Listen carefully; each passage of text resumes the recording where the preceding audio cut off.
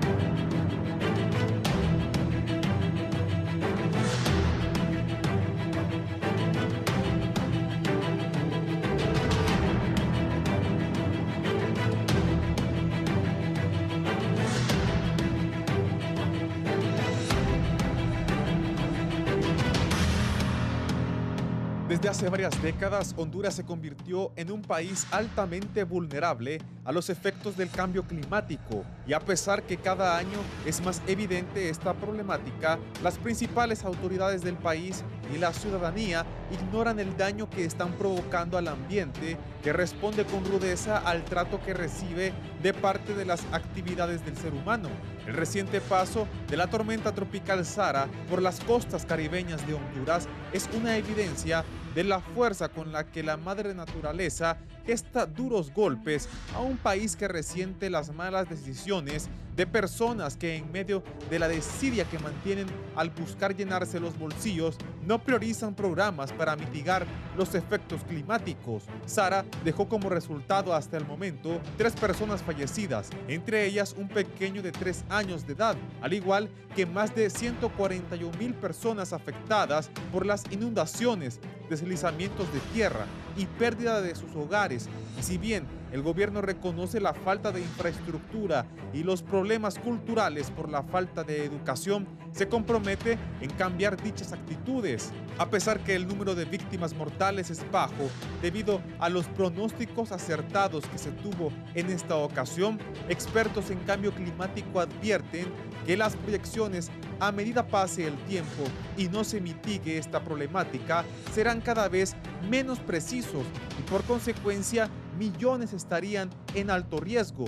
Según datos del Instituto de Conservación Forestal de Honduras que divulgaron ONGs, mencionan que las pérdidas de cobertura forestal están por encima de las 50,000 hectáreas en promedio, es decir, que se pierde más flora de lo que se recupera. En consecuencia, el país, a pesar que suscribió convenios en la cumbre del cambio climático en Dubái, no está logrando cumplirlos, y por ello ambientalistas concluyen que son muchos acuerdos, pero pocos los resultados. Expertos en la materia mencionan que Honduras vivirá un círculo vicioso de duras sequías durante el verano e inclementes temporadas lluviosas. Ambos extremos serían los causantes de hambrunas severas, lo que se traduciría en condiciones no aptas para habitar en algunas zonas y traería consigo que miles de personas migren.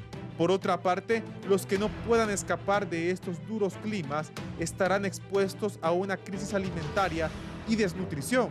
De momento, diversos sectores claman a los hondureños a cambiar su actitud de indiferencia con el medio ambiente, ya que este año la nación fue testigo de una tóxica capa de humo que asfixió a muchos, temperaturas extremas y de lluvias devastadoras que deberían ser suficientes para aceptar que existe un problema, pero que muy pocos deciden cambiar su forma de pensar, y por ello son víctimas de los reclamos enérgicos que realiza la madre naturaleza.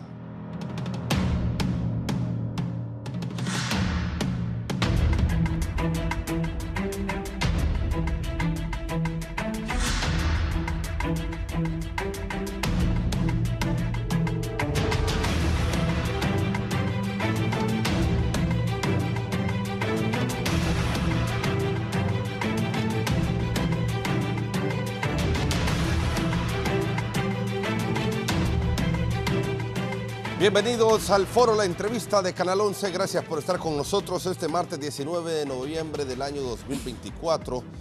Seguimos hablando sobre esta situación grave en nuestro país, la naturaleza, el cambio climático, cómo nos vemos afectados en nuestro país. Ya hemos visto este fenómeno tropical Sara que ha hecho estragos a lo largo y ancho de Honduras. Las personas siguen afectadas, las casas, las comunidades completas siguen inundadas y bueno, se esperan un frente frío este próximo jueves, lo que podría traer también más lluvias según expertos de Copeco y más inundaciones, más días para recuperarse los hondureños. Vamos a hablar con importantes invitados esta mañana. Saludo en primera instancia al doctor en hidrología y experto en cambio climático, Wilmer Reyes. Buenos días, gracias por acompañarnos. Buenos días, Fernando. Un placer, como siempre, estar en este foro altamente influyente y hablando de estos temas sumamente importantes para el país que tienen una importancia no solo en términos de vidas y daños económicos, pero también en un retroceso enorme del desarrollo, la aspiración al menos de desarrollo que tenemos todas y todas las hondureñas. Gracias. También saludamos esta mañana al ingeniero forestal Óscar Oquelí. Gracias por acompañarnos, ingeniero. Buenos días, licenciado Fernando. Siempre es un gusto acompañarlo en sus programas. También pues un saludo a Raúl. Yo diría que estos temas cada día se tienen que tomar más y más en serio. Lo acaba de decir usted, qué es lo que pasó con la tormenta tropical, y fue a nivel de tormenta tropical. Y si queremos ya ponerle un poquito de pimienta al tema aquí, es que ya no podemos centrarnos solo a hablar de nuestro país, sino hace poco las noticias estaban centradas en Europa, hace poco las noticias estaban centradas en España, y vimos nosotros el gran problema que hubo también con una gran inundación por allá. Y también estamos a la vuelta de la esquina, que nos olvidemos de esto y que hablemos de incendios forestales, que hemos venido acá, licenciado, y usted lo sabe, donde cada vez más van a ser más catastróficos estos fenómenos, y si no iniciamos políticas adaptativas. Sí, perfecto. Doctor, ¿qué relación tiene el cambio climático con esta situación en Honduras? Que cada vez que hay un fenómeno tropical son grandes, bueno, son catastróficos estos incidentes. Bueno, yo creo que ustedes lo han introducido súper bien el tema. Nosotros estamos en Honduras básicamente en un círculo vicioso. En invierno tenemos serios problemas de inundaciones por estos eventos extremos, y en verano la misma historia, tenemos problemas de incendios forestales, sequías que se han extendido y que impactan una gran población, pero hay algo central en esto, y es que con el efecto del cambio climático, estas alteraciones que hemos tenido como seres humanos, y estamos alterando todo el funcionamiento normal de la naturaleza, estos eventos extremos serán cada vez más frecuentes, eso en otras palabras, más recurrentes, con una intensidad mayor. En términos simples, eso significa que tendremos más eventos, tormentas tropicales de mayor impacto, y tendremos más sequías y cada vez más frecuentes con mayores consecuencias en la población hondureña. Pero si me permite, para introducir el tema, yo creo que es importante educar un poco a la población de qué estamos hablando realmente o cuál es la dimensión de este fenómeno. Yo creo que uno de los elementos que más recuerda, o de los fenómenos que más recuerda a la población, el FIFI, pero digamos el MISH, que está en la cosmovisión de todas las personas, al menos la mayor parte de esta generación. Y tomemos un ejemplo, la ceiba. La ceiba en un año regular está recibiendo en octubre, en noviembre, en diciembre, entre 200 y 400 milímetros de agua por el efecto de la temporada de huracanes. En el ETA y IOTA, la ceiba recibió entre 500 y 700 milímetros, básicamente lo que ha recibido de agua. Y ahora, en este fenómeno de Sara, recibió entre 1.200 y 1.300 milímetros. Mire usted de dónde venimos. Venimos de un periodo regular de 200 a 400 milímetros de agua a un efecto MISH, casi de 700 milímetros, a un efecto, 900, perdón, a un efecto de ETA y IOTA de 700 milímetros, a un efecto de Sara de 1.300, 1.200, 1.300 milímetros. Pero, ¿qué significa esto de manera simple? Que si nosotros pudiéramos recolectar esa agua, tendríamos una lámina de agua de 1.2 metros de altura. Es decir, estaríamos prácticamente a la altura de nuestro pecho completamente abnegados. esa es una carga de agua sumamente importante. Por eso es que vemos ríos como el Aguán, por ejemplo, transportando 20.000 metros cúbicos de agua por segundo. Eso literalmente es un monstruo de agua. Y vamos a seguir compartiendo y desarrollando todo esto, qué relación tiene el cambio climático con estos fenómenos, pero algo sumamente importante, yo creo que no debemos de dejar de conversar en este importantísimo tema, aprovechando que tenemos toda esta audiencia ahí que nos está viendo, es hablar del proceso de gestión de riesgo, realmente como un proceso de país que nos permita transitar y no estar retrocediendo cada año con estos fenómenos que causan terrible daño en el país. Sí, bien, ingeniero, ¿usted qué tiene que decir al respecto? Porque mucho se ha hablado de este cambio climático y también la gente puede percibir esta situación en Honduras. Totalmente de acuerdo con el doctor. Lo que yo trataré un poco pues de aterrizar más cuando nosotros a veces hablamos en milímetros de lluvia o pulgadas de lluvia, quizás nuestra población en general tiende a confundirse.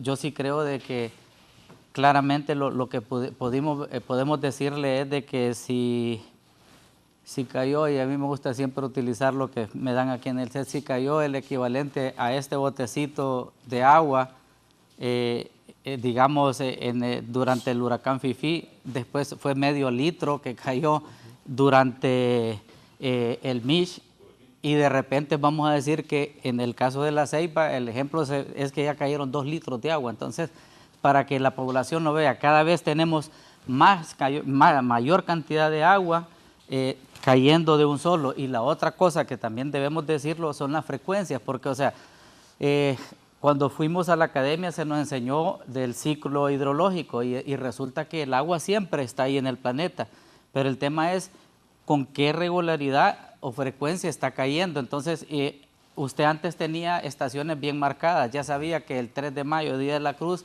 empezaba a llover y ya para noviembre no soñábamos con lluvias. Eso por lo que nos decían nuestros abuelos y lo que aprendimos de nuestros padres. Es como ese dicho que dice, estoy esperando como agua de mayo, pero resulta que ahora llega mayo y no llega el agua. Entonces, esas son las cosas que ya la población tiene que tenerlas claras. Ahora, yo pienso de que tenemos que enfocar mucho en el tema de la planificación estratégica. Nosotros, como se llama, lo decía nuestro maestro, el día de ayer que tuve la oportunidad de escucharle, estamos hablando también de ordenamiento territorial y tenemos que tener políticas claras de ordenamiento territorial y tenemos también que declarar de interés nacional la temática de cambio climático. O sea, no podemos nosotros tener un gobierno que tiene interés, otro gobierno que no tiene interés. Y si queremos ponerle otra pizquita de sal a esto, porque sí yo creo que es bueno hablarlo, nosotros no estamos aislados y sabemos las políticas ambientales que tiene Estados Unidos. Estados Unidos ha sido un gobierno aliado y que impulsa mucho estas estrategias del cambio climático, pero también sabemos que en el primer gobierno de Donald Trump no cree en el cambio climático y eliminó cualquier cantidad de fondos para esta temática. A más B es igual a C. ¿Qué significa? Que si volvió a ganar Donald Trump, no creo que ahora ya reflexionó y ahora sí cree en el cambio climático.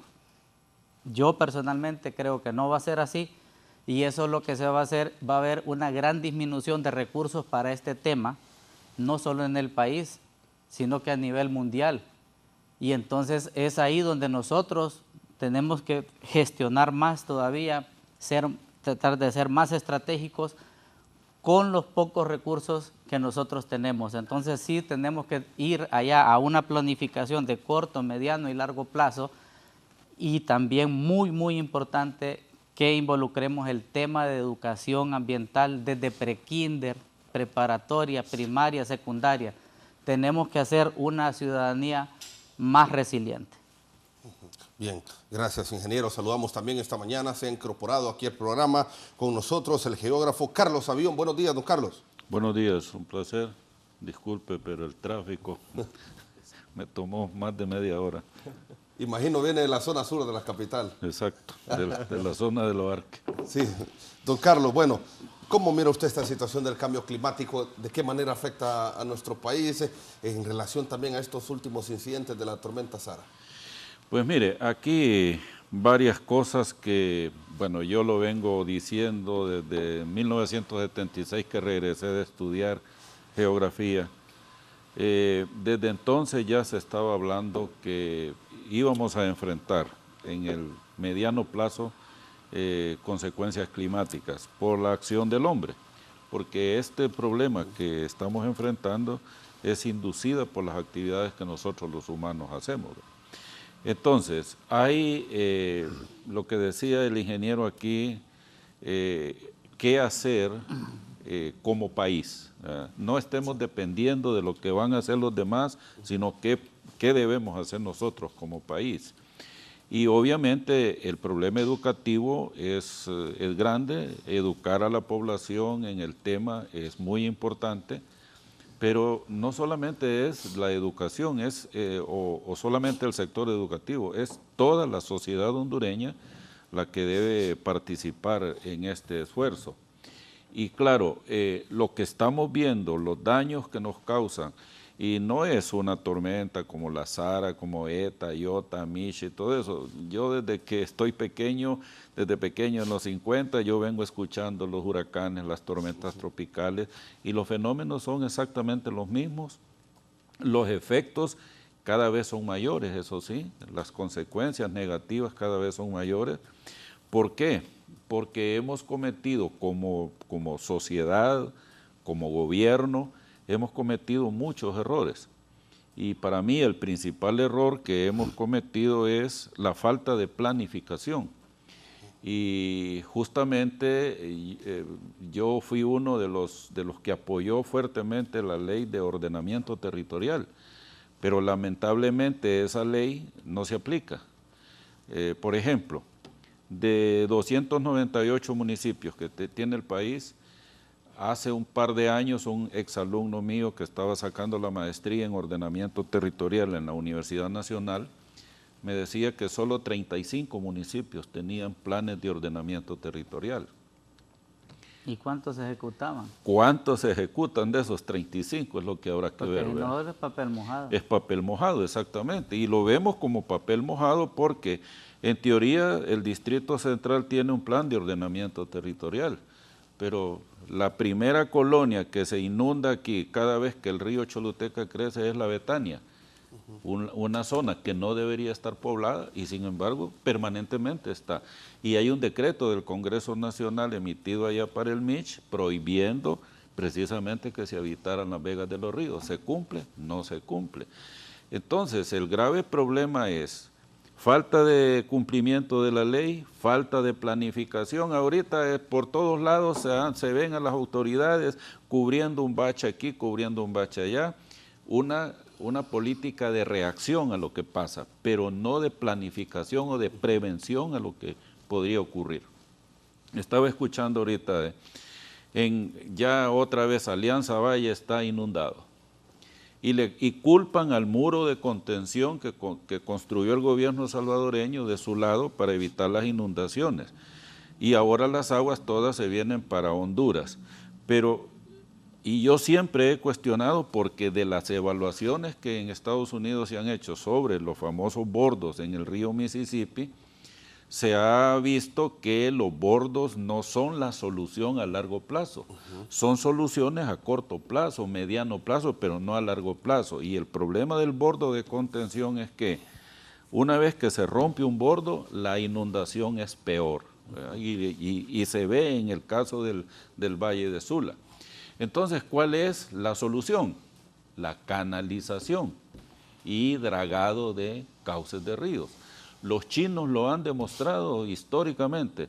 Vea usted la zona más poblada de China, que es la planicie de los ríos Guangzhou y Yangtze, Y sin embargo, ahí están bien canalizados esos ríos de tal manera que sí hay inundaciones, pero no son tan severas como sucede en el caso nuestro. Entonces, medidas como esas se han sugerido, se han propuesto, pero es más rentable, diría yo, que así lo vemos, que construir un muro mal construido, porque a la vista está. Reconstruyeron el muro y ahorita ya se rompió nuevamente. Doctor, eso se llama corrupción. Es corrupción, exactamente. Entonces, si en vez de estar haciendo muros, mejor hiciéramos canales de dragado y canales y dragado de cauces, de repente no tendríamos esta situación ahí. Y la otra, la falta de planificación. Si sabemos que una zona es inundable, pues tratémosla como tal. Y ayer le decía a un periodista en una radio, las inundaciones no son malas en su totalidad, las inundaciones tienen su parte positiva porque fertilizan los suelos. Y si no, veamos el caso de Egipto. Históricamente el delta del Nilo, productor de alimentos, era la zona más densamente poblada en el antiguo imperio egipcio y todo. Cuando se construye la represa de Asuán, todo eso del limo, todo ese sedimento que se depositaba en el delta, ahora se retiene en la represa. Entonces el delta del Nilo ha perdido fertilidad. Ahora los agricultores egipcios están gastando millones y millones en fertilizantes químicos, porque ya no le llega la fertilización natural con las inundaciones. Pues en el Valle de Sula, el Valle de Laguán, las inundaciones lo fertilizan. El problema es que la gente se ha ido a vivir allí donde se inunda y vemos esas tragedias de todos los años, ¿verdad? No es solamente ahorita, es de todos los años que lo vemos.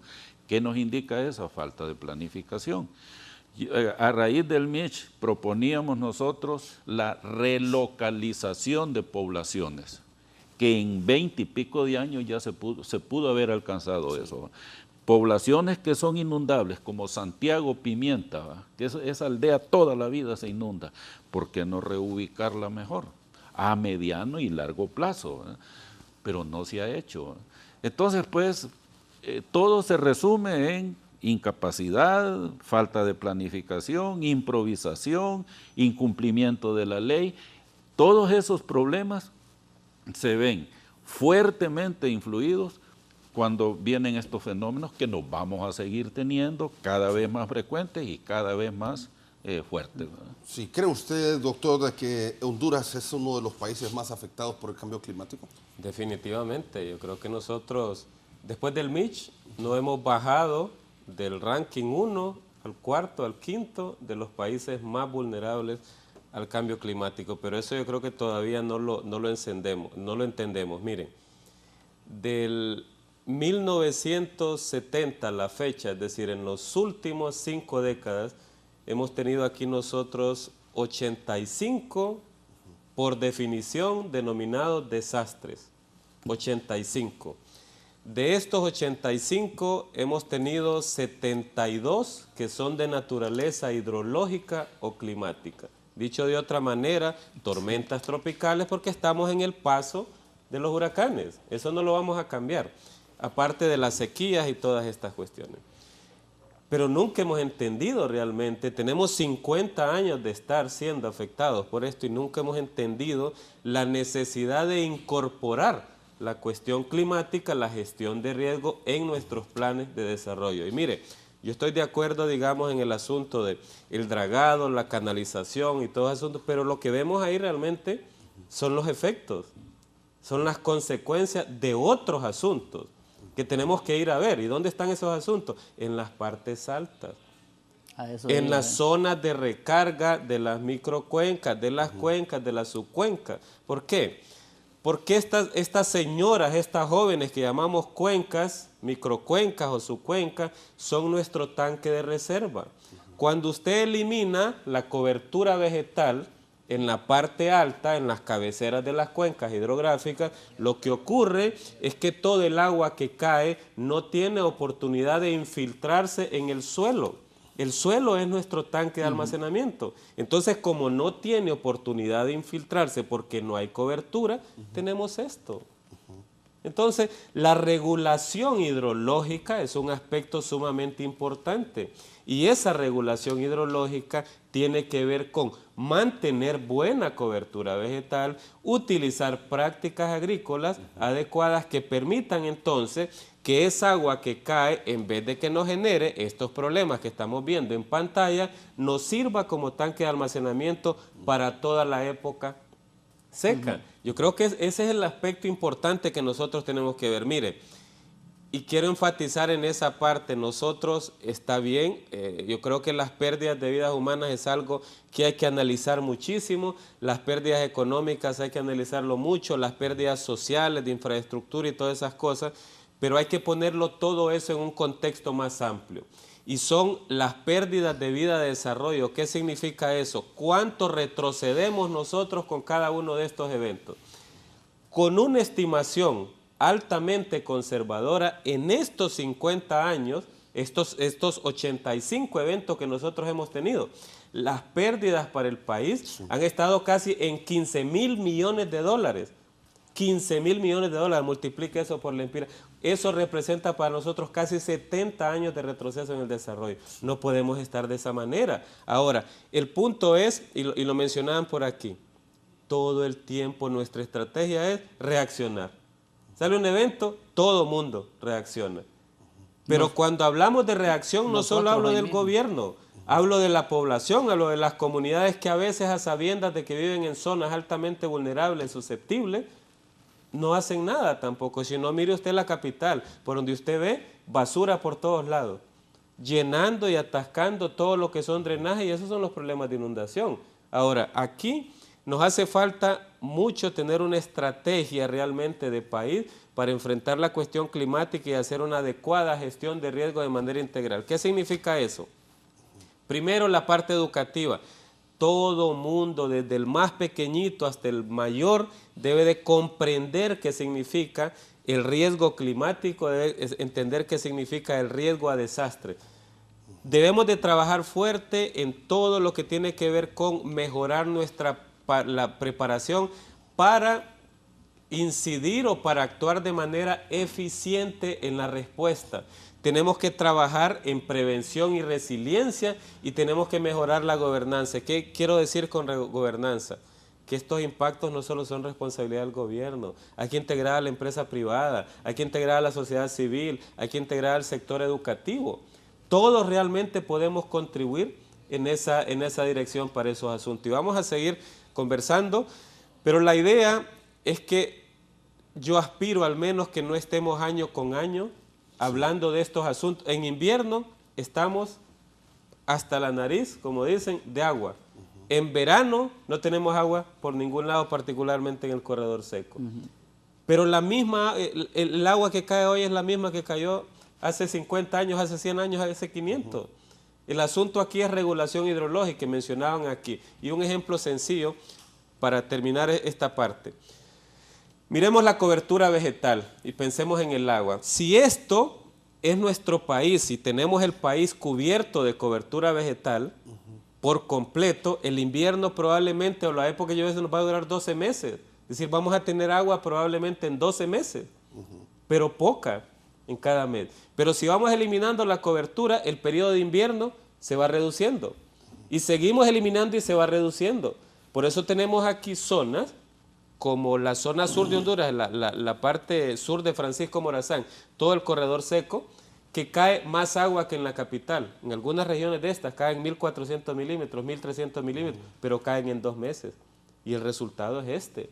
Pero ¿qué pasaría si esos 1.300 milímetros los tenemos distribuidos 100 milímetros por cada año? Eso es lo que tenemos que entender todos, desde los técnicos hasta cualquier persona que anda caminando en los alrededores. Sí. ¿Cuánta contaminación se produce en Honduras? ¿De qué manera afecta también esto, ingeniero? Gracias, licenciado. Fíjese que antes de entrar a ese tema me gustaría decir algo, y yo creo que si bien es cierto de todas estas cosas negativas que estamos pasando o que hemos pasado, yo creo que también hay que dar aportes positivos a la población y dar aportes o ideas positivas a los gobiernos Y en este sentido es de que ¿qué es lo que más necesita Honduras? Honduras, licenciado, lo que más necesita son empleos. Pensamos mucho en el ordenamiento territorial, pensamos mucho en educación, pero realmente nuestro ingreso per cápita poblacional es muy bajo también. Entonces, algo que nosotros hemos estado, probando durante 5 años con el proyecto que se llama EDEN, Proyecto EDEN, en Honduras, es que estamos generando empleo para restaurar áreas, microcuencas, áreas que fueron afectadas por la plaga, áreas productoras donde había puro cultivo y estamos metiendo árboles a través de sistemas agroforestales. Entonces, esto yo creo que sí es importante decirle de que hay esta altísima problemática, sí, pero también nosotros podemos dar ideas y soluciones. Entonces, en el caso palpable, nosotros tenemos experiencias de 4 y 5 años consecutivos en la misma zona, generando empleo comunitario para restauración de microcuencas, para restauración de áreas de importancia para la naturaleza, llámese una área protegida.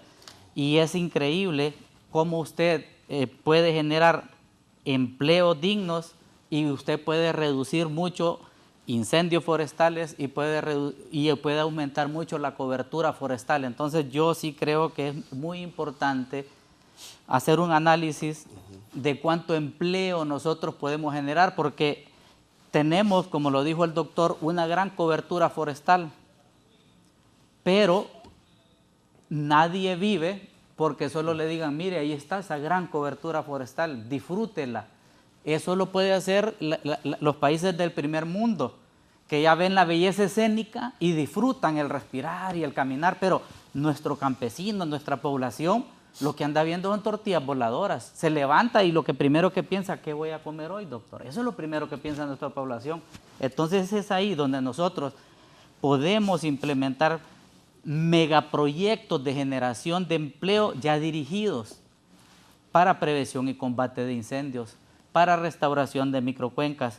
Por ejemplo, los incas hace muchos años nos dijeron y lo comprobaron, para que la retención de aguas, ellos hacían amunas, y en otro lenguaje más coloquial, llamémosle acequias, que las hacían, pero no solo una pequeña acequia, sino que en todo, a curva de nivel de los cerros.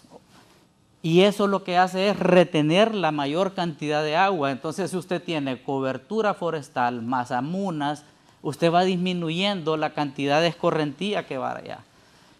Yo siempre digo que a grandes problemas, grandes soluciones, y yo sí soy un fiel creyente, licenciado, de que los empleos comunitarios a gran escala puede cambiar una matriz donde usted va a tener mayor empleo, pero también va a redirigir la situación climática en la que nosotros nos encontramos, licenciado.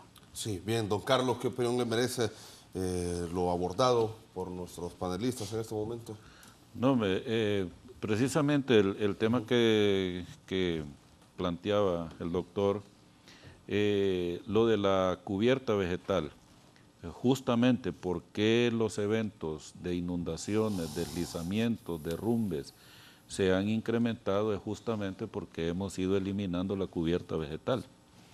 Y aquí en Tegucigalpa, para poner un ejemplo concreto, ¿por qué la quebrada La Orejona, por ejemplo, cada vez se ha vuelto más destructora en la zona allí de la Guadalupe, por Florencia y todo eso ahí? Porque se ha eliminado la cubierta vegetal en la microcuenca de La Orejona. ¿Y por qué se ha eliminado la cubierta vegetal? En parte por la urbanización. Entonces, cuando uno elimina la cubierta vegetal, esa esponja que es el suelo para absorber el agua, le estamos quitando el poder de absorción. Segundo, al urbanizar, pues aumentamos la superficie impermeable, como son las calles, el pavimento, el techo de los edificios, el estacionamiento, todo eso aumenta entonces la cantidad de escorrentía que va a recibir la quebrada. Por lo tanto, la quebrada de la Orejona, lo que antes eventualmente había una inundación en las zonas bajas, hoy es fenómeno de cualquier tormenta que caiga. Entonces, estamos urbanizando, y aquí hay otro elemento también, y aquí el amigo lo puede confirmar. Estamos eliminando el suelo agrícola del país, porque lo estamos urbanizando. Y nos estamos quedando sin suelos agrícolas. Y sin comida. Y sin comida. Yo solo me hago la pregunta, dentro de 100 años, dentro de 200 años, ¿dónde va a cultivar la alimentación nuestros descendientes? Si seguimos urbanizando las tierras agrícolas pocas que tenemos, ¿verdad? Porque solo hay que viajar por el país y darse cuenta cómo el Valle de Olancho, donde ya están grandes maizales, grandes frijolares, hoy son urbanizaciones. En la zona de Jutiquile, en la zona de Juticalpa, de Catacamas. Bueno, el otro día anduve en Catacamas y me llevaron a visitar la escuela El Sembrador.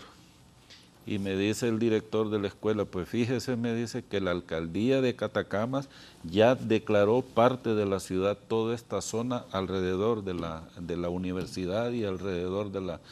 Digo, y ya con postes de energía eléctrica.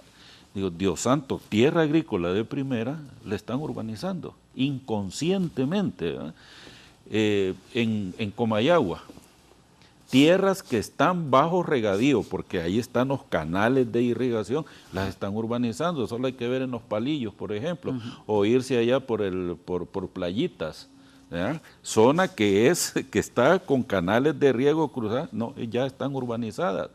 Entonces eso no puede continuar y esa es responsabilidad de las alcaldías, sí, porque ellos son los que autorizan estas urbanizaciones. Vámonos al Valle de Sula. Yo recuerdo, estando niño, llegaba a San Pedro y toda la zona donde está hoy la gran central metropolitana, el Estadio Olímpico, la Montefresco, la Toyota, era un enorme cañaveral, era el Ingenio San José. Hoy son urbanizadas. Y así por cualquier lugar de Honduras que usted viaje, las zonas agrícolas son las que se están urbanizando, ¿verdad? Entonces estamos cometiendo, para mí es un crimen de lesa humanidad, porque estamos evitando que nuestros descendientes puedan producir de lo que van a comer. Entonces, este problema de la reducción de la capa vegetal tiene que ver con prácticas culturales inadecuadas. Pues allí es donde el factor educativo con el campesinado, los ganaderos, los caficultores son grandes depredadores, admitámoslo, ¿verdad? Porque han introducido prácticas, por ejemplo, con el café, variedades de café sin sombra. Y han deforestado, uno viaja por la zona de La Paz y montañas completas, peladas de árboles, porque todas están sembradas de café, ¿verdad? Entonces, ese tipo de cosas son las que las municipalidades, en primer lugar, por eso la ley de ordenamiento territorial. Tal vez la gente no entiende qué es eso de ordenamiento. Ordenamiento territorial es ordenar el uso del suelo para lo que tiene potencial. Es lógica común. Es lógica común, exactamente. Si el potencial del suelo es agrícola, dejémoslo para eso. Si el potencial es forestal, dejémoslo para eso. Y si es para zonas industriales, pues busquemos dónde podemos ubicar industria. Por ejemplo, aquí en el caso del Distrito Central, vámonos al Valle de Támara, que ahí cualquier industria se puede establecer, porque ahí no estamos sacrificando ningún suelo agrícola. O en el Valle de Ilamapa, igual, pura roca más bien, ¿verdad? Entonces, ese es el tipo de cosas que le decimos a las alcaldías municipales: actúen responsablemente, tienen el arma, la ley de ordenamiento territorial, aplíquenla, eso es todo lo que tienen que hacer, ¿verdad? Sí, bueno, qué importante este tema, sé que es muy amplio, sí, es complejo, hay muchas personas que quizás no lo comprenden, pero bueno, sí es algo indispensable para todo lo que pasa en nuestro país, todas estas afectaciones y lo vulnerable que somos en Honduras en cuanto al cambio climático.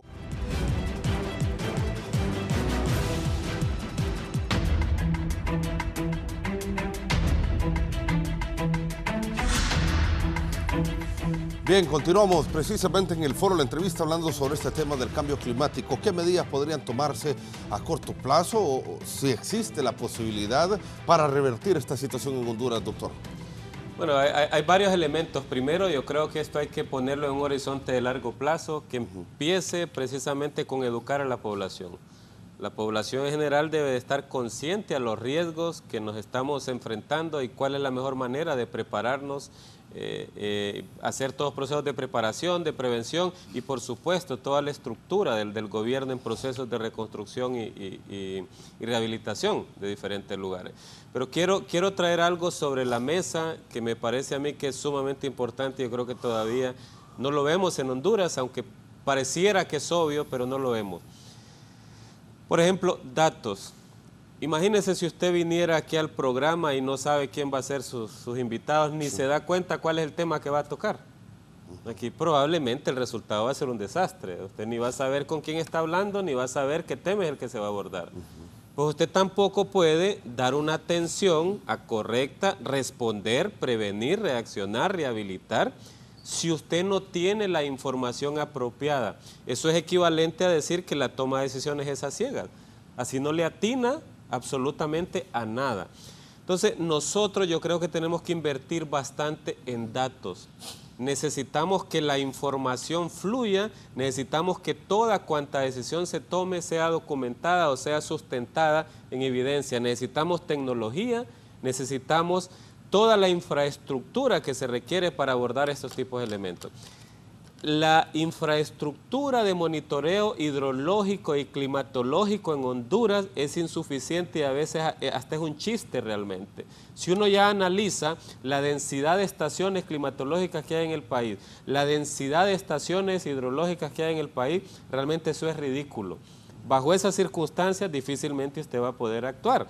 Segundo, no tenemos realmente sistemas de información tan robustos que nos permitan a nosotros saber dónde están los mayores daños, quiénes son los más afectados, qué es lo que necesitan, cómo se les puede apoyar, cómo se puede aportar en términos de prevención, cómo se puede aportar en términos de recuperación.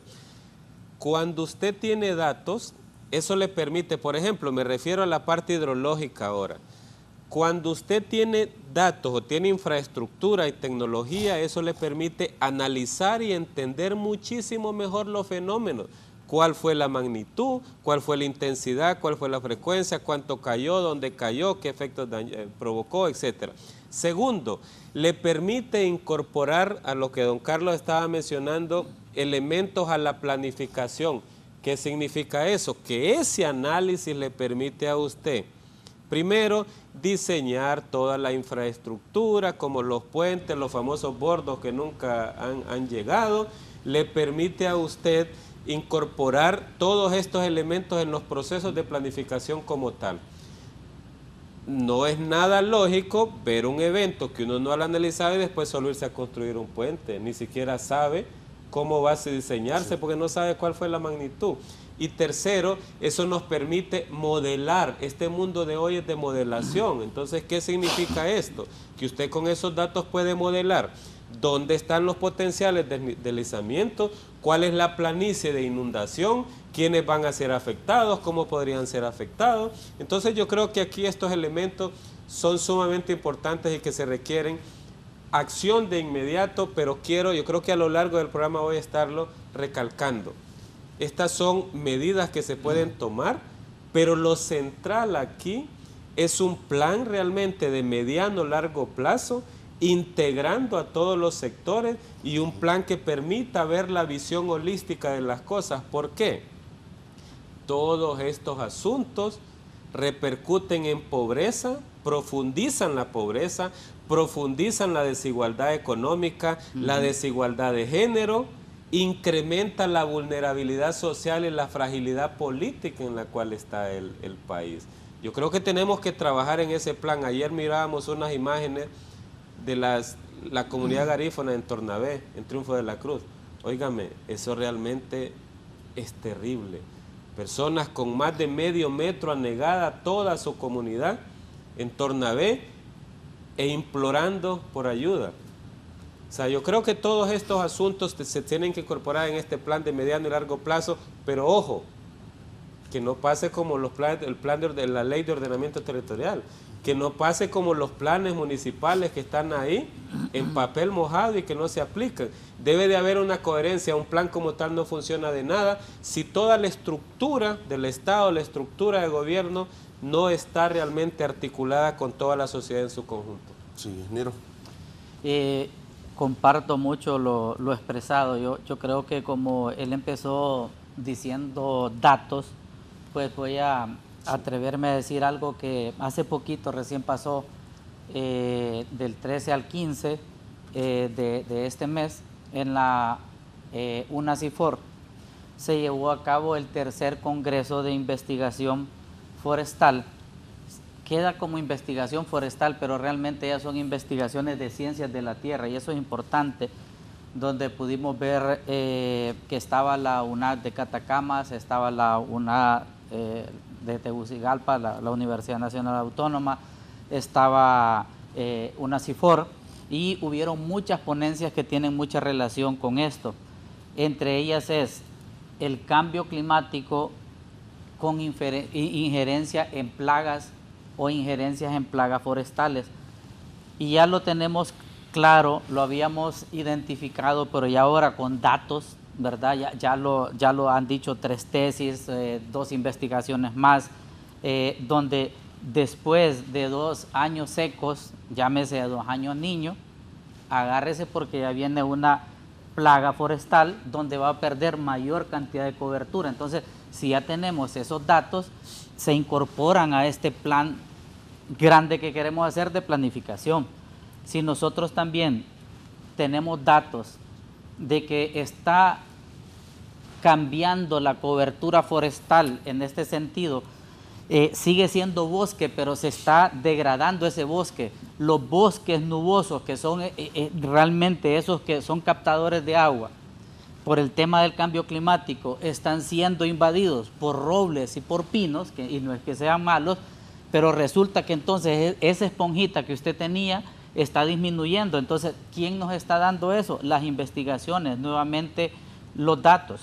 El tema de los caudales, o sea, todo lo queremos, digamos, resolver con una infraestructura, pero si no sabemos realmente cuál es el caudal que existe, ese estudio que tenemos que tener en esa cuenca, microcuenca o macrocuenca, por decirlo así, o subcuenca, nosotros no vamos a tener esa información. Entonces, nuevamente datos.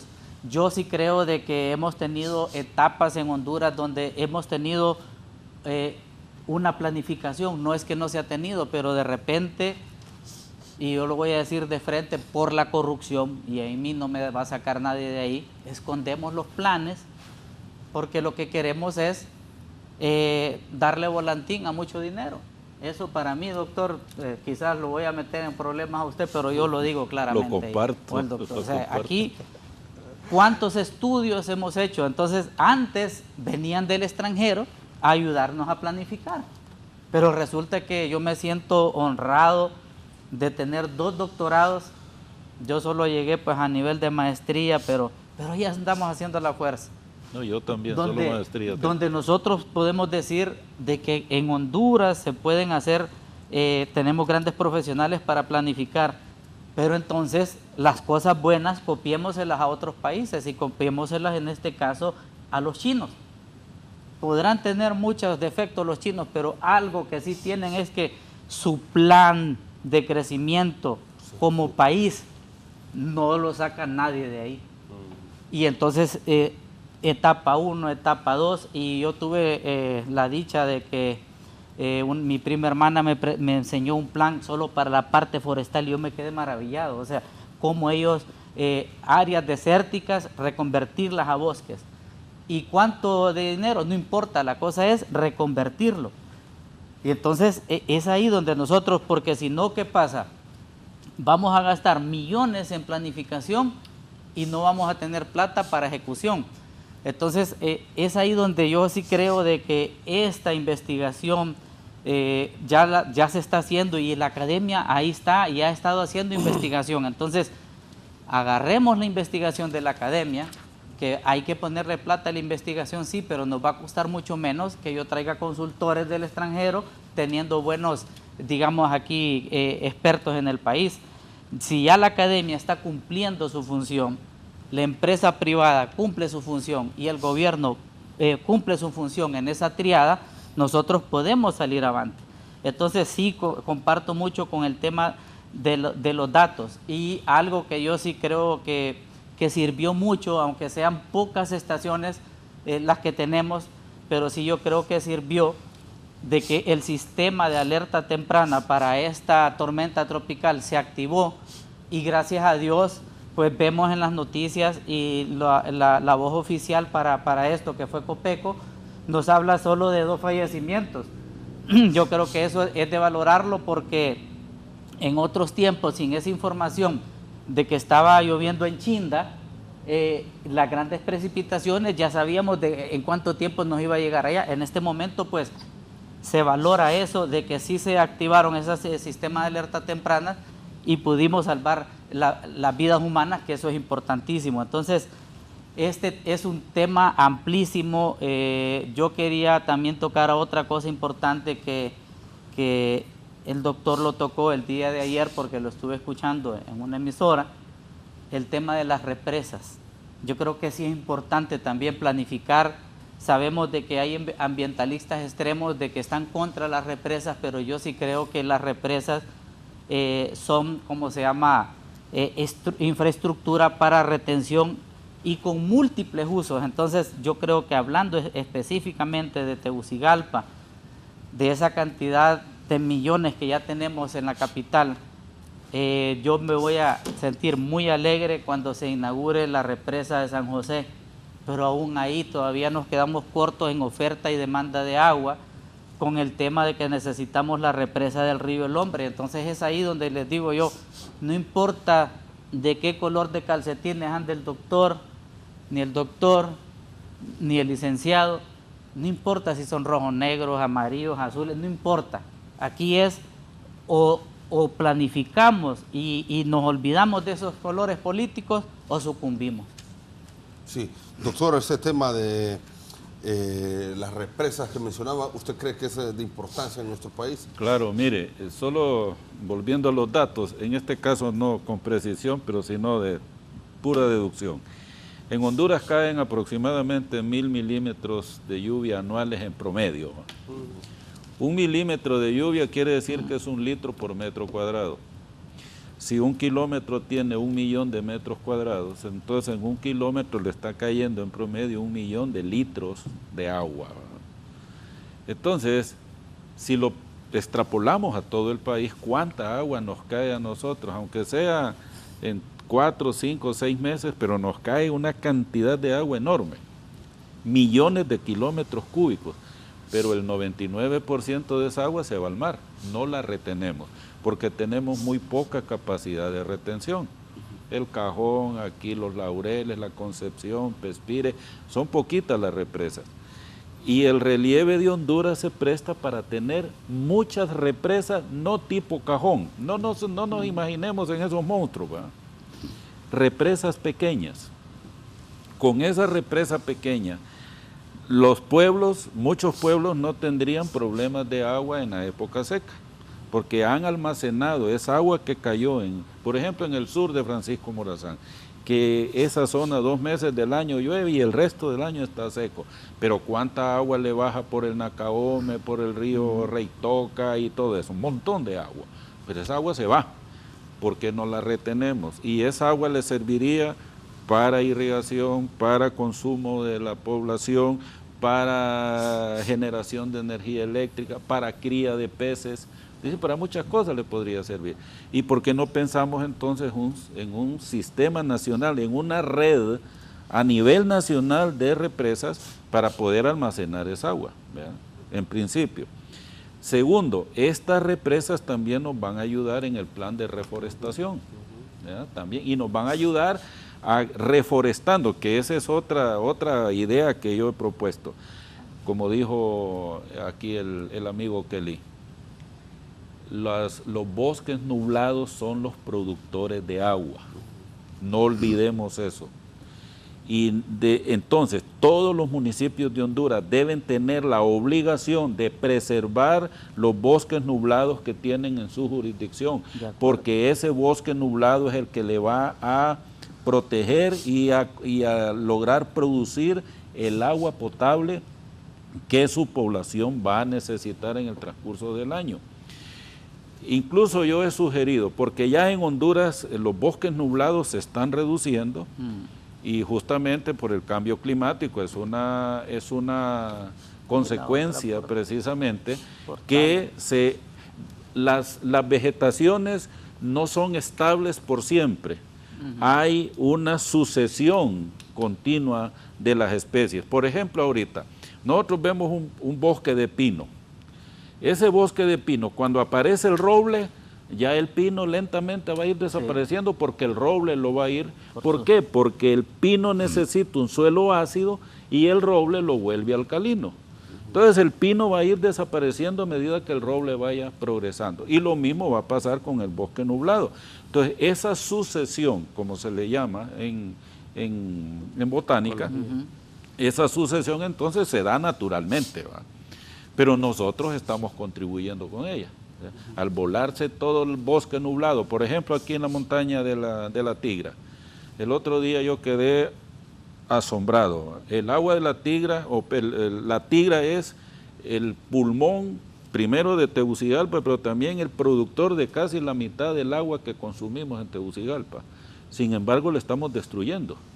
El 80% de la Tigra está ocupada ya por viviendas, por cultivo de café, por cultivo de vegetales, y la gente se ha ido a meter allí y es propiedad ejidal.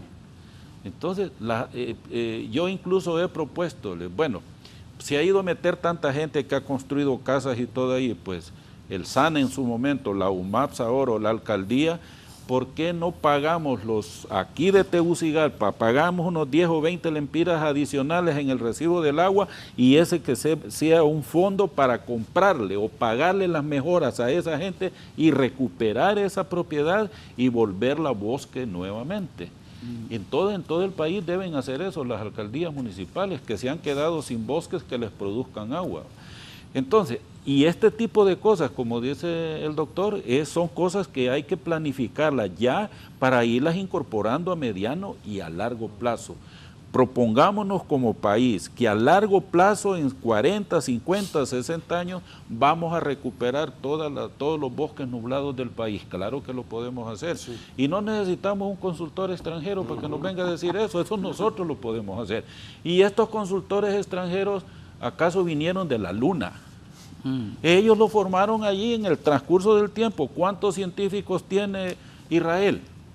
¿Cuántos científicos tiene Japón? Y los han formado ellos mismos. ¿Y nosotros por qué no podemos formar nuestra propia gente también? ¿Vamos a cometer errores? Sí, como lo cometieron ellos. Pero al final de cuentas ya tenemos una base para empezar. Pero no estemos dependiendo de la dávida internacional. Estas son oportunidades para robar, ¿verdad? Todas estas emergencias justamente para eso sirven, para robar, ¿verdad? Y por eso no les interesa resolver el problema porque esperan la próxima tragedia el próximo año para ver cuánto van a conseguir también. Esa es la realidad, ¿verdad?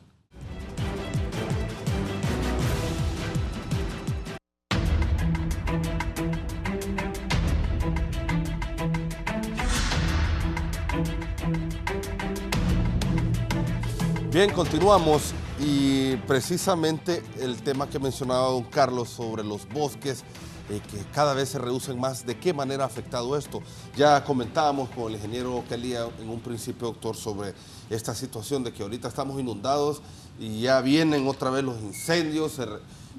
¿Qué decir al respecto sobre esta situación? Yo creo que hay que entender que los bosques son el regulador natural hidrológico por excelencia. Es decir, nosotros mencionaba al inicio, poniéndolo de manera simple, reduzcamos la cobertura vegetal y vamos a seguir teniendo la misma cantidad de agua, pero en un periodo de tiempo mucho más corto. Y eso nos va a estar generando todas estas inundaciones que tenemos ahora. Incrementemos la cobertura vegetal y vamos a tener la misma cantidad, pero mejor distribuida en el año el agua. A nosotros no nos interesa como cuando usted esté en su casa, no le interesa que le den agua una vez al año o una vez al mes y que le den todo el agua que quiere, no, le interesa que le den el agua dosificada en el tiempo, eso es lo que a usted le sirve. Si nosotros miramos todo el agua que está ahí ahorita en inundaciones, el 30%, si tomamos una muestra de esa agua, el 30% del agua es la molécula del agua, el oxígeno, el hidrógeno, y luego es sedimento, es el suelo que se ha venido arrastrando. Ese suelo se deposita en los ríos y después el río se llena entonces de ese sedimento y el agua coge para donde quiere, pero nos quedamos sin suelo en las montañas, nos quedamos sin suelo en las laderas, el suelo que nos sirve, en este caso, para la producción de alimentos. Entonces, el bosque es un elemento fundamental. Mire, después del bosque, esta regulación hidrológica de manera artificial se puede hacer, como hablan ahorita el asunto de las represas, pero volvemos a lo mismo. Mire el caso del Cajón. Allá por el 94 que se inauguró el Cajón, 93-94, estábamos, 85. O se perfiló 85, perdón. El 94 fue cuando lo desvaciaron. Fue cuando lo desvaciaron y lo volvieron ya para ofrecerle energía a todo el país, que en ese tiempo toda la energía en la mayor parte de los pueblos era térmica, con unas plantas, etcétera. Pero ¿qué pasaba? En ese momento se perfila como que iba a ser para ofrecerle energía a Centroamérica, pero nadie se le ocurrió en ese momento y todavía estamos haciéndolo de esa manera, que el agua que llega ahí debe llegar libre de sedimento para que pueda ser procesada en las turbinas, generar la energía cinética y posteriormente la energía que nosotros consumimos. Entonces lo mismo ocurre. Mire, ahorita en el país usted puede poner por embalse o por caída, puede poner generación de energía literalmente en todo el país y no necesariamente tiene que hacer aquellas grandes represas que para el Valle del Aguán, hay que decirlo, es indispensable que haga eso. Pero en todo el resto del país usted puede tener microhidroturbinas que abastezcan de agua a la población y que aparte de eso les sirvan para generar energía para otros usos no consultivos como tener estanques o producción de peces y ese tipo de cuestiones.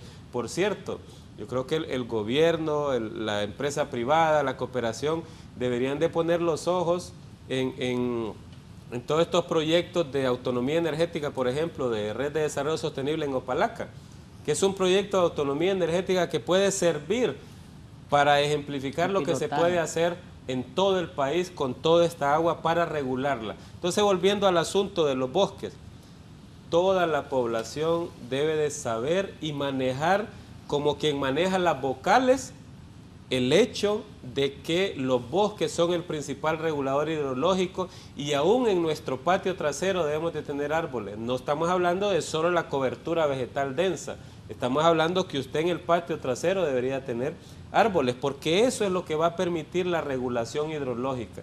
De ahí las represas, los drenajes, los dragados, son asuntos que ayudan, pero el regulador hidrológico natural por excelencia es la cobertura vegetal. Sí. Perfecto. Ingeniero. Bien, usted dijo algo, licenciado, y es justamente porque cualquiera puede decir, bueno, yo creo que se la fumaron verde esos panelistas que están hoy ahí, ¿verdad? Porque están hablando de incendios y viendo que lo que hay ahorita, nuestra población está sufriendo de inundaciones. Ya en 2 meses van a ver. Exactamente, pero ¿qué pasa? Que estamos hablando de un sistema de alertas tempranas, entonces nosotros estamos hoy aquí para justamente eso. Yo sí creo de que es importante y nuevamente son cosas que yo las puedo decir porque las hemos estado implementando como proyecto EDEN en Honduras, y es empezar a hacer rondas preventivas contra incendios forestales en el mes de diciembre. Mientras todo el mundo se está preparando para hacer los tamalitos, el chanchito horneado, en EDEN nosotros estamos planificando las rondas preventivas contra incendios forestales. ¿Y por qué diciembre? Porque usted puede avanzar, tiene un mejor clima, entonces la gente puede rendir más y puede avanzar en mayor número de, ¿cómo se llama?, de kilómetros de ronda, para que ya después, en enero, febrero, usted continúe y no lo agarren como quien dice desprevenido. Eso es alerta temprana. ¿Cómo se están haciendo estas intervenciones con las comunidades? ¿Cómo se hace esta intervención? Ahí sí yo creo que es importante decirlo. El Instituto de Conservación Forestal está jugando un rol importante, donde se tiene una alianza con EDEN y se tiene alianzas con las comunidades para generar empleos comunitarios y hacer rondas preventivas contra incendios. Todo está concatenado, o sea, si nosotros estamos protegiendo estos bosques, pues estamos protegiendo esos pulmones. Claramente lo que ha pasado, como lo dijo el doctor, si tenemos más reducción de bosques, vamos a tener más alteraciones climáticas. Entonces, sí parece como que estuviéramos hablando como fuera de serie, pero no, o sea, si estamos pensando en una planificación seria, estaríamos hablando de que ya con esta planificación nosotros debemos de tener los bosques de altísima importancia que tenemos que proteger contra incendios forestales, y ahí es donde entra casi toda la regeneración natural, todas las fuentes abastecedoras de agua. Y entonces también hay otro tema que es importante, el voluntariado. Las comunidades tienen una junta de agua. Todas las personas que están sirviéndose de esa agua, es importante que le brinden ayuda a esas juntas de agua para hacer rondas preventivas en estos sitios. Entonces, no estamos hablando cosas, digamos, a mediados de noviembre, pero ya se nos van a venir eso. Esperemos de que siga haciendo la planificación. Se nos viene un año, digo yo, crítico cuando hablamos de un año político. Entonces vamos a tener a todas las autoridades pensando en la política vernácula, porque somos seres humanos, somos entes políticos. O sea, la política tiene que existir, pero no la politiquería, que es otra cosa. Entonces, ese es un llamado que se debe de hacer a las instituciones responsables, de que están en manos, digamos, en este caso el Instituto de Conservación tiene un buen profesional forestal.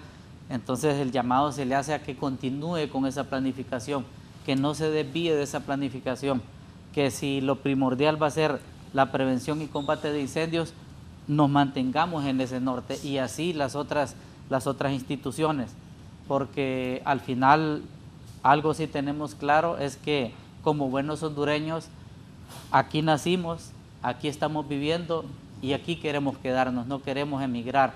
Y para poner el último, siempre yo trato de poner otro puntito aquí, y es que ya tenemos ejemplos claros de que comunidades aquí en Honduras han tenido que emigrar a otro lugar por el tema de la falta de agua. Entonces ya no estamos hablando, es que contaron, ya son cosas que existen. En el Valle de San Esteban, en la cordillera de Agalta, todo el mundo se pregunta, pero ¿y por qué ya no tengo agua? Pero solo es de ver la cordillera, como lo dijo el doctor, y resulta que se la han comido. Y entonces ahí tenemos ejemplos palpables de migración de comunidades de un sitio a otro porque ya no tienen agua. Entonces viene la otra solución importante, aguas de pozo. Sí es cierto, pero si no tiene esa infiltración, esos pozos se los van a acabar rapidito, no van a estar alimentándose a nivel freático, y vamos a tener graves problemas. Por aquí dejaría ahorita, ¿no? Sí, perfecto. Don Carlos, ¿qué opinión le merece?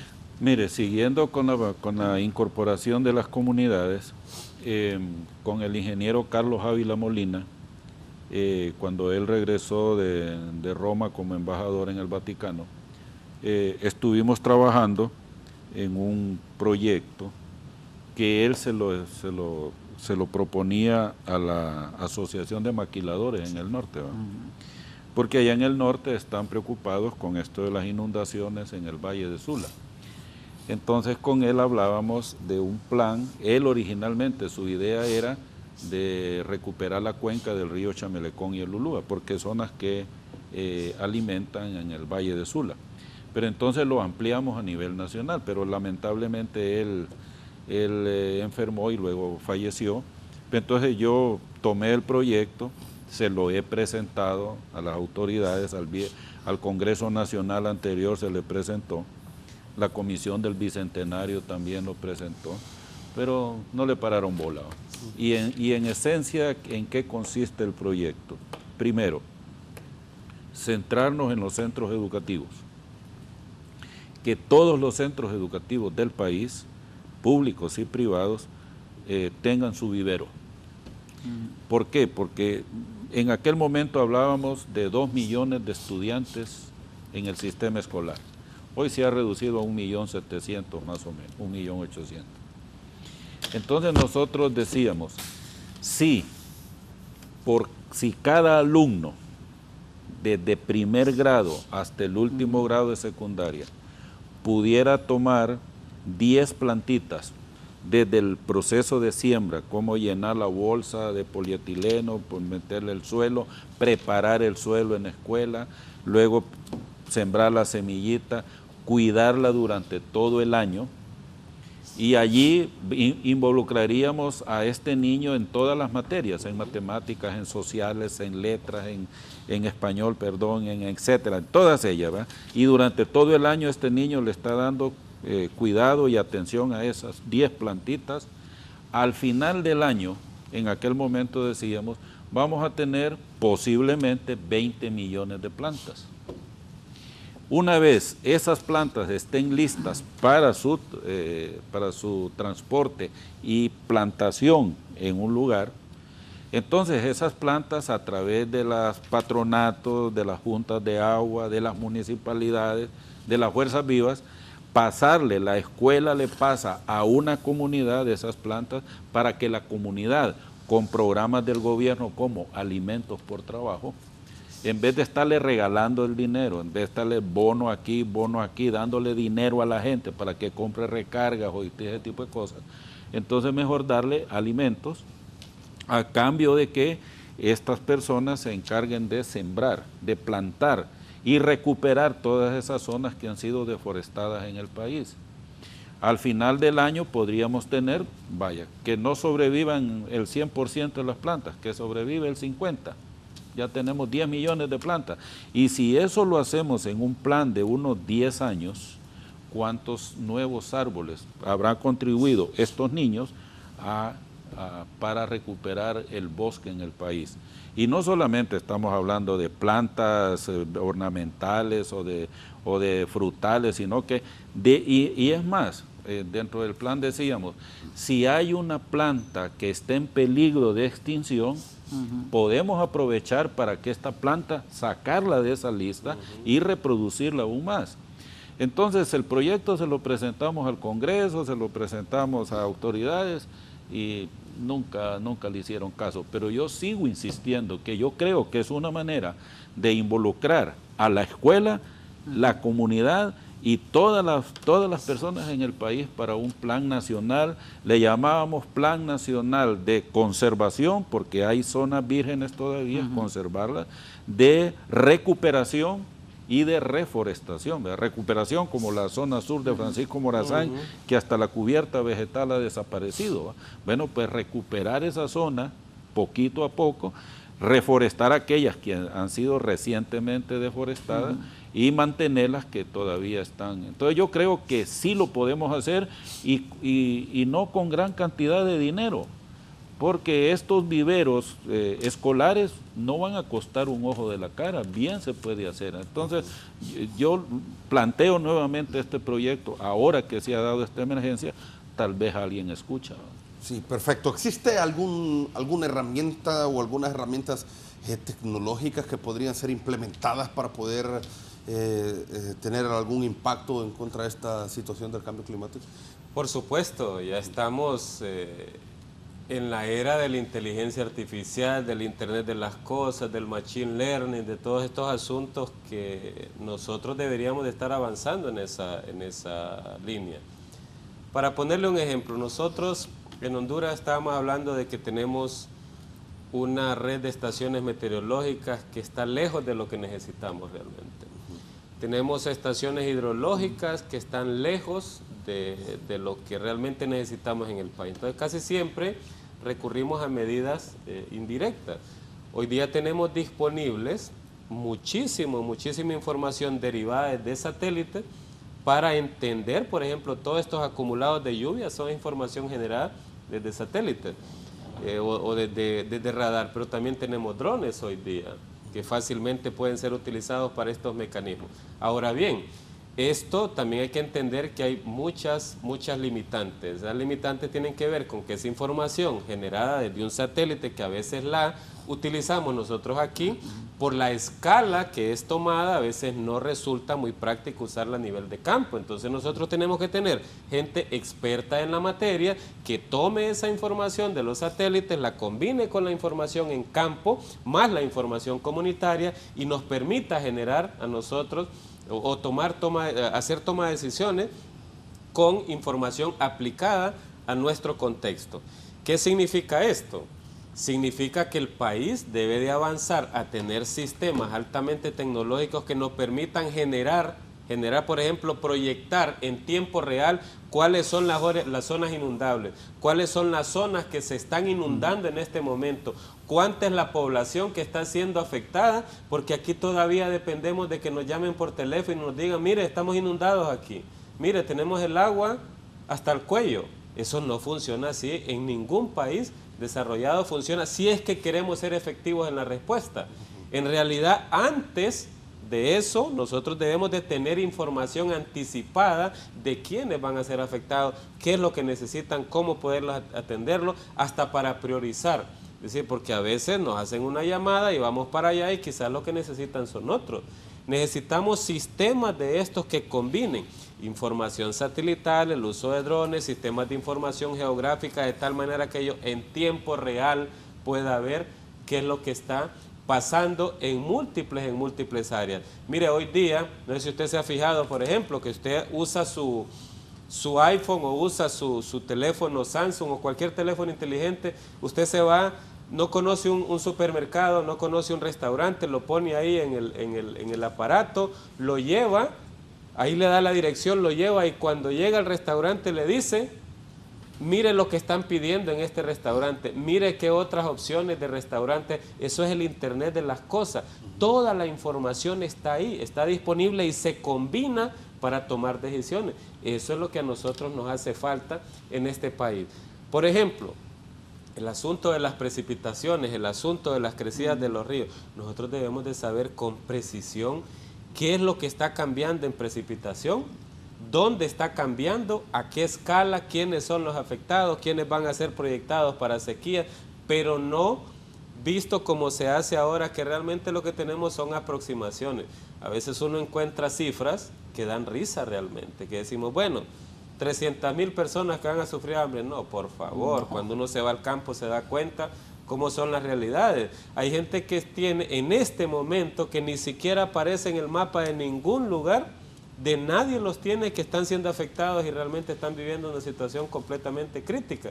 ¿A qué se debe eso? A la falta de sistemas de información, a la falta de infraestructura tecnológica, a falta de expertos o especialistas que tengan el conocimiento sobre eso, y que hay muchísimos en el país y que simplemente no se les escucha, no se les integra en esta toma de decisiones. Hay muchos lugares, me encantó ver una fotografía, espero que sea cierta, donde ya están abasteciendo al menos comunidades aisladas con drones. Eso es un avance, pero eso es algo simple realmente. Necesitamos robustecer a meteorología, de meteorología de Honduras, necesitamos fortalecer a Aeronáutica Civil, necesitamos fortalecer a Copeco, todas estas, el aparato estatal, la Secretaría de Agricultura y Ganadería, la Dirección de Ciencia y Tecnología Agropecuaria, los que manejan la parte social, para conformar tecnológicamente todo un sistema que nos permita integrar información de múltiples fuentes, que nos permite entonces tomar decisiones en tiempo real, de manera sensata, de manera acertada. De esa es la única manera que nosotros vamos a poder avanzar. Miren el caso le voy a poner un caso ejemplo, un caso simple de la capital de la República. A veces a nivel municipal se le va a dar atención a una gente porque las comunidades llaman de que están en problemados. Eso en ningún lugar Al menos en un país desarrollado no pasa eso. La atención está de manera anticipada porque ya tienen elementos suficientes para ir hacia atender a estas poblaciones que están siendo afectadas. Entonces yo creo que la parte tecnológica es fundamental. Tenemos que incorporar todas estas, la mayor cantidad de estaciones telemétricas necesitamos en el país. Necesitamos incorporar la mayor cantidad de estaciones meteorológicas digitales, que nosotros podemos ver en tiempo real, que ya hay bastantes en el país, pero no son suficientes. Hay zonas como en Gracias a Dios, que literalmente ahí no hay nada. En las zonas montañosas no hay nada. Necesitamos incorporar toda la plataforma de los sistemas satelitales que se monitorea precipitación en tiempo real, que se monitorea temperatura en tiempo real. Necesitamos profesionales expertos en la materia que integren la información de satélite con la información que tenemos en campo, más la información comunitaria, y luego entrenar a la gente, y óigame bien lo que voy a decir, entrenar a la gente para que tome decisiones incluso.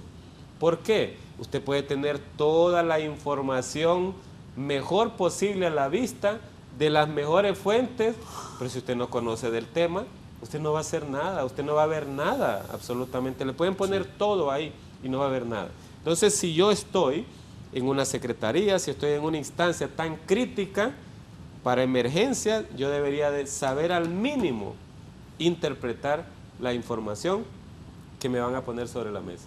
Sí, ¿se ha implementado algo bueno, cree usted, en Honduras en los últimos años?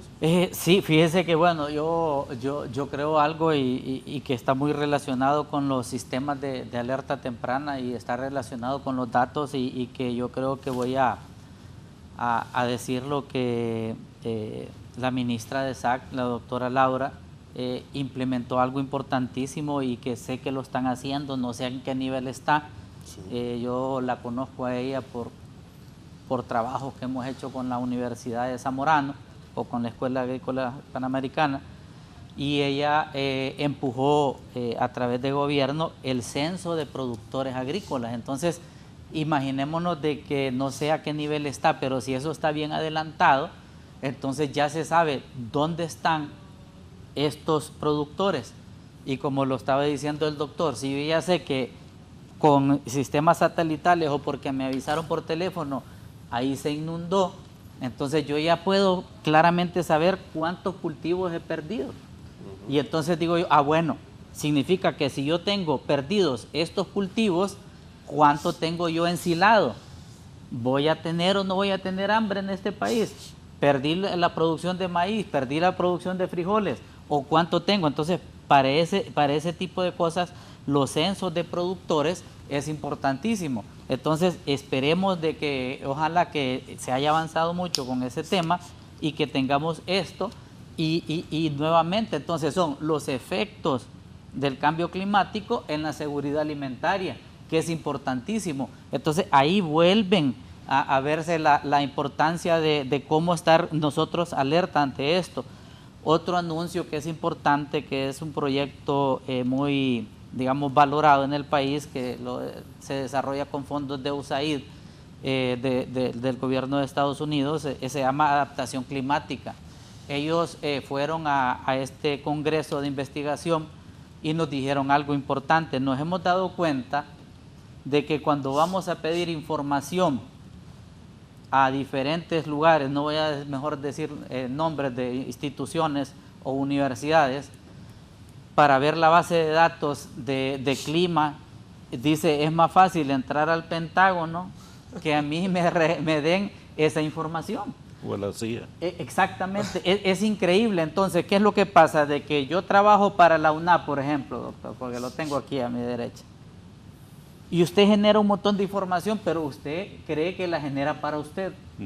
Ni siquiera a su colega de la par le brinda esa información. Entonces, si estamos generando información importantísima, valiosa para este país, pero no la sacamos, entonces yo no estoy generando nada. Y así sucede en las instituciones también de gobierno y en otras universidades. Entonces, ellos están haciendo un gran esfuerzo con este montón de variables climáticas para ponerlas en un repositorio donde va a ser gratuito, donde usted se va a meter y va a decir, bueno, quiero el historial de precipitaciones, quiero el historial de temperaturas, ¿cómo se llama? Podrían descargarse.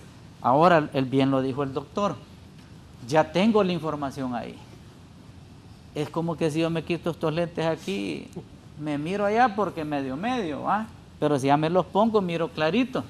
Entonces es lo mismo, y disculpe la población, yo soy así muy expresivo. Para yo poder entender esos datos, entonces necesito tener expertos. Y entonces ahí yo me despojo nuevamente de mis colores de calcetines, porque si yo tengo un gran experto aquí y él le gusta el color de calcetines naranja, pero es el que más sabe del tema, yo lo traigo como mi asesor. Y entonces ahí donde es importantísima el rol de la información y cómo, si la tenemos, cómo ponerla a disposición de las personas que tienen que utilizarla. Entonces, la información es sumamente importante, cada vez es mucho más barata accesar a toda esa información y que perfectamente, licenciado, la podemos utilizar en temas de adaptación climática. Bueno, ya vamos a ir con don Carlos Avión. Tenemos una señal en vivo desde Copeco, lamentablemente. Se anuncia la muerte de una cuarta persona por este fenómeno tropical. Sí, ya vamos a reaccionar al respecto. Luis Salinas, jefe de operaciones de Copeco, está en línea con nosotros. Se ha brindado hace unos instantes una conferencia de prensa de recuento de daños y confirmando esta cuarta muerte. Luis, buenos días. Muy buenos días. Sí, nosotros ya, la Secretaría de Gestión de Riesgo y Contingencia Copeco, ya nos han reportado la cuarta muerte por parte de la Policía Nacional y los bomberos en el sector, en el departamento de Olancho, en el municipio de San Esteban. Tenemos con el nombre de la persona que fue fallecida, se llama Carlos Darío Díaz, de 46 años, por sumersión. En este momento llevamos 4 fallecidos, lo que es la tormenta tropical Sara. Uno tenemos en Choluteca, otro en Lloro y uno en Colón. Y las estadísticas ahorita que tenemos con las familias afectadas son 42.531 y tenemos personas afectadas son 144.144. Siguen incrementando los daños, siguen incrementando las personas afectadas, siguen los albergues, son 107 albergues que tenemos ahorita activos y dándole asistencia con las diferentes instituciones y también la población que colabora y entra a venir y darle su alimentación por parte ya de corazón a la población. Nosotros como Copeco también estamos realizando brigadas médicas junto con Salud y otras instituciones como SER y ADFA y también CENAF. En este momento en las estadísticas mantenemos siempre los puentes caídos en diferentes sectores donde la CID va a realizar rehabilitación y recuperación de estos puentes. Tenemos ahorita puentes dañados, tenemos 30 y destruidos 11, lo cual nosotros como Copeco estamos en coordinación. La señora Presidenta de la República ya dio la orden en donde van a intervenir, que los lugares, yo sé que todos los municipios y departamentos son importantes, pero ahorita solamente se va a intervenir en lo que es el departamento de Atlántida y también Lloro. Están realizando rehabilitación de pasos, ya hay pasos, estaba en comunicado Lloro, ahora hay pasos por la acción temprana de la CID y también están en limpieza de diferentes carreteras, ya que han habido derrumbes en diferentes sectores.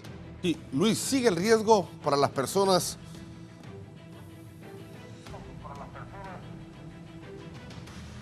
El riesgo de las personas siempre está. Sabemos que nos van a ingresar un frente frío el día jueves, según los pronósticos del Senado. Nosotros nos mantenemos alerta. No reducimos ahorita en este momento las alertas, alerta verde, porque activando la alerta amarilla nosotros sabemos que el Sistema Nacional de Gestión de Riesgo, todas las instituciones van a estar pendientes y van a estar a disposición de la población.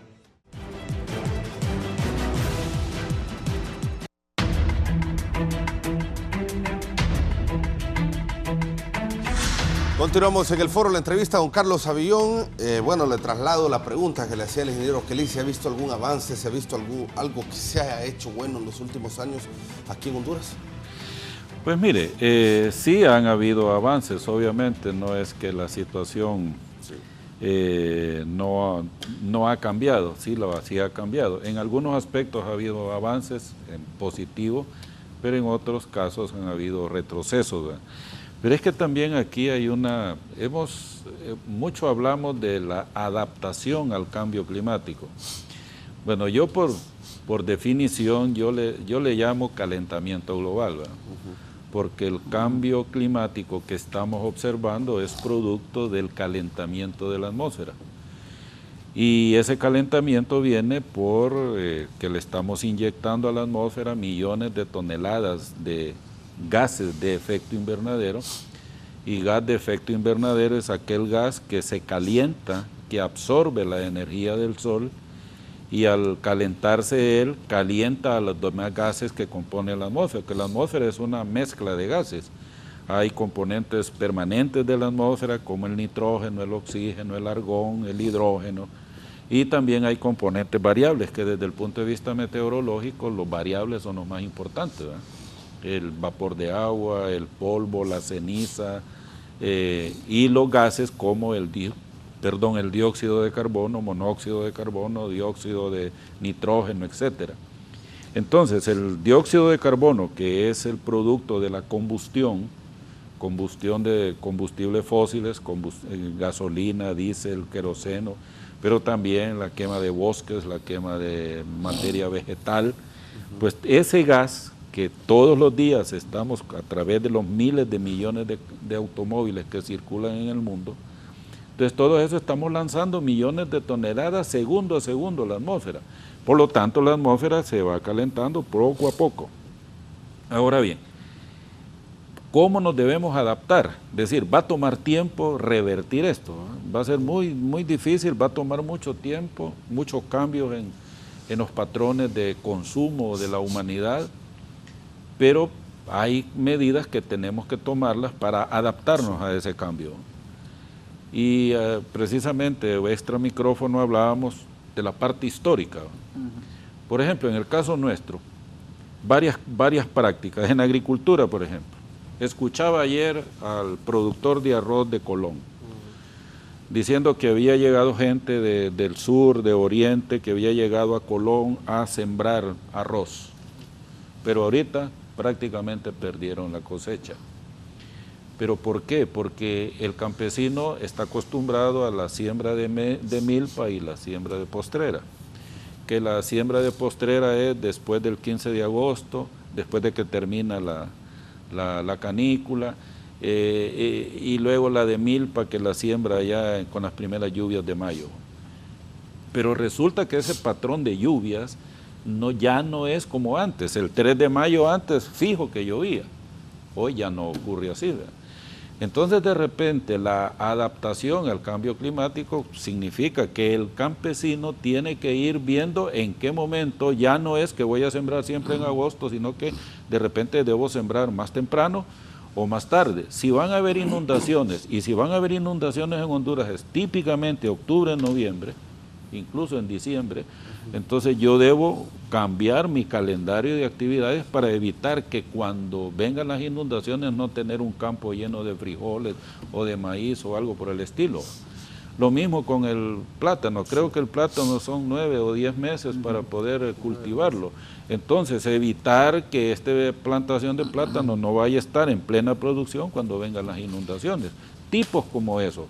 Con la vivienda, por ejemplo, hablábamos que las viejas compañías bananeras, los famosos barracones que tenían las compañías bananeras, las casas estaban construidas sobre polines y estaban a 2-3 metros del piso. Obviamente pasaba la inundación, inundaba todo, pero la gente estaba ahí arriba. Y yo me acuerdo en los 60s todavía, yo no escuchaba que se fueron tantas familias, que la destrucción, que no sé qué. Pasaba la inundación y la gente estaba en su casa ahí arriba segura. Entonces, ese tipo de prácticas las abandonamos por completo. ¿Quién construye sobre barracones ahorita en la costa norte? Nadie. En la costa sur tampoco. En Alianza, que ya sabemos que todos los años el río Nacaome va a producir inundaciones, ¿por qué no entonces introducir, como por parte de las autoridades, programas de que estas casas no estén a nivel del suelo, sino que estén sobre el suelo para evitar los daños que todos los años los están teniendo? Entonces, la adaptación al cambio climático es eso, retomar viejas prácticas que fueron útiles en el pasado y que seguirían siendo útiles en el presente, o adaptar las prácticas de cultivos o de cosas por el estilo a lo que está sucediendo con el cambio que estamos teniendo por el calentamiento global, ¿ve? Y luego otro tipo de medidas, por ejemplo, ¿cómo nos deshacemos de los combustibles fósiles? Bueno, ya hay países, por ejemplo, que se han puesto como meta. Por ejemplo, escuché que Costa Rica para el 35 ya no van a haber carros movidos por gasolina ni diésel, sino que todos eléctricos. Ya en Dinamarca, en Alemania, se está hablando que para tal año no vamos a tener carros de combustión interna. Y en Honduras, ¿qué estamos haciendo? Si yo quiero poner energía solar en mi casa, tengo que pagar un montón de plata y el Estado no me está ofreciendo ninguna ayuda. Si 1000 personas quisieran poner energía solar en su casa, el Estado debería estar presto ahí, no para que le regale, porque yo soy enemigo que me regalen, ¿verdad? Pero que me den facilidades, ¿verdad? Que no me cobren una tasa del 30-40%, sino que una tasa de interés factible, de tal manera, porque yo con esa medida que voy a tomar, le estoy ahorrando divisas al país, porque ya esos son combustibles que no se van a comprar, no se van a importar, porque el sol lo tenemos aquí gratuitamente, ¿verdad? O la construcción de represas. Con las represas podemos producir electricidad y nos va a salir mucho más barato. Pues, por ejemplo, la energía hidroeléctrica es la más barata que hay, ¿verdad? Y Honduras tiene el potencial para ello. Entonces, por eso, adaptarnos al cambio climático significa adoptar varias medidas en todos los campos, ¿verdad? Para poderle hacer frente a esta crisis que cada vez va a ser peor, ¿verdad? Sí, perfecto, don Carlos. Doctor, tenemos 10 minutos para ir concluyendo precisamente. ¿Qué mensaje de conclusión podría dar usted en cuanto a esta situación que es muy amplia? Bueno, primero, el cambio climático no lo vamos a revertir. Al menos nuestra generación no la va a revertir. Así es que hay que irse acostumbrando a vivir con mayor frecuencia los huracanes y con mayor intensidad. Pero yo recomendaría a toda la población en general, y particularmente al Estado, al gobierno, trabajar al menos en 5 cosas. 1, hay que trabajar con datos, hay que robustecer los datos y que los datos sean confiables, deben tener integridad. 2, hay que trabajar en tecnología, este es el siglo XXI, el Internet 5.0 está ahí, el Machine Learning está ahí, la inteligencia artificial está ahí, la analítica de datos está ahí. Tenemos que incorporar esa tecnología en la toma de decisiones.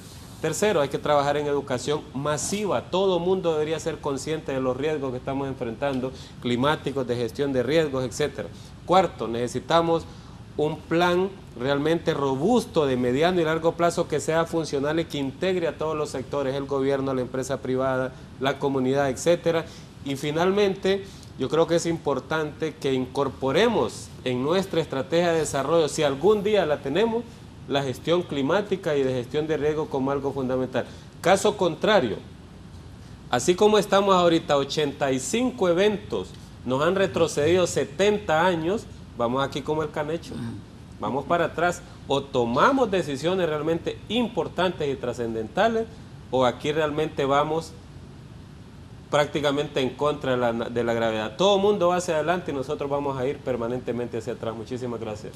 Gracias, doctor, por habernos acompañado. Muy importantes sus valoraciones en cuanto a este tema. Ingeniero Oquelí también tiene un par de minutos para que dé un mensaje de conclusión. No, bueno, primero iniciar pues con una palabra de solidaridad, y quise dejarla aquí y la anoté porque sí creo de que con lo que estamos viendo con nuestros paisanos, nuestros coterráneos, pues da pesar que se interrumpe el programa y nos dicen que hay 2 fallecidos más y posiblemente van a salir más. Entonces sí considero que también es importante, y algo que nosotros hemos visualizado siempre como buenos hondureños, es que el hondureño es solidario. Si yo tengo 2 tortillitas, pero tal vez de esas 2 tortillitas la divido aquí entre todos nosotros 4 y ya salimos adelante. Entonces sí, yo diría que sí es importante poner un granito de arena, todas las personas que podamos, digamos, hacer un aporte para para toda la ciudadanía hondureña que está pasando esta situación. Yo creo que estamos llamados a ser solidarios. A manera, pues estaba reflexionando mientras estaban participando, y discúlpele que me salga un poco del tema, pero estaba pensando de que, bueno, uno siempre tiene una ropita ahí que a veces la donamos para a otras ocasiones, pero en este momento yo creo que cada familia que pudiera recolectar ropita, recolectar algo, claro, que sirva, creo que estamos llamados a eso, ¿verdad? Y también apuntarle mucho a la solidaridad. Regresando a este tema, pues por el cual siempre le agradezco al canal que me inviten.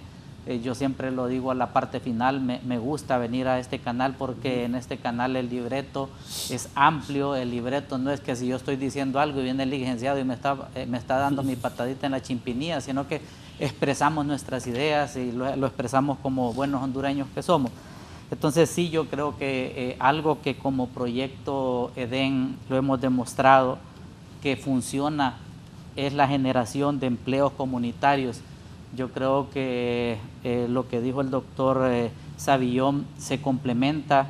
Nosotros en esta generación de empleos comunitarios trabajamos con la comunidad. En esa comunidad hay escuelas, hay juntas de agua, hay patronatos, y es importantísimo. Ahora, sí, yo también soy de la idea de que no se deben de dar bonos ni nada, sino que la idea que nosotros implementamos es la generación de empleos dignos, porque realmente dignifica más tener un empleo y hacer bien ese trabajo a que me den alimentos por un trabajo. Yo, la verdad que ahí pues yo soy más de poner, digamos, un salario digno a cada persona que se involucre en estos temas. Entonces, sí creo yo que se puede canalizar muchos fondos para empleos dignos comunitarios para combatir el cambio climático.